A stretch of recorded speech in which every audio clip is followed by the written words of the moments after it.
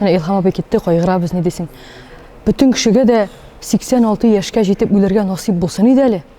Балай иттереп кадер хөрмәттә әйбәт итеп үләргә насип булсын иде. Бу бик зур бәхет. Бу бик зур бәхет.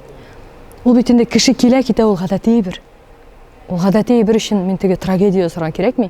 Беркем дә мәңгелек түгел.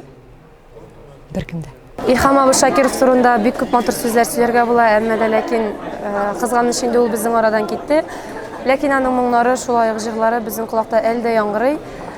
Илһам абый урынына кем килә дигән сорау белән мин нәрсә дә әйтә дә алмыйм, чөнки һәрбер кешенең бу дөньяда үз урыны. Һәм инде Илһам абыйга охшарга теләүчеләр булса, Илһам абый шикелле җырлаучы кешеләр булса, мин бар тик сөйнәчәкмен генә һәм инде татар эстрадасында Илһам абый шикелле җырчылар булуын мин әлбәттә көтеп калам. Илһам абыйны бик зур хөрмәтем, бик зур. Кызганыч, мин аның яшь вакытына теге, кызганыч дип, ул менә хәзер булсын иде дип әйтим шундый. Бер вакыттарак яшәгән булсак, әйбәтрәк булган булыр дип әйтәм. Артка күчәсем килми, аны монда алып килеп кемнедер төшереп тә атасым килми. Бай гына әйтәм, ничек аңладыгызмы инде? Ишетергә теләр идем аны менә яшь вакытын сәхнәдә күрергә теләр идем. Әлбәттә, аның кебек кеше юк.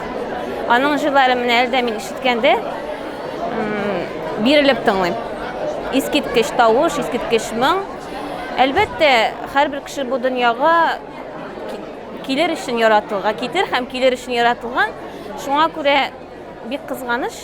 Ләкин менә шушындый безнең талантлы яшьләребез бар, талантлы җырчылар бар. Алар Илһам абыйның иҗатын дәвам итәрләр дип өмет итәбез.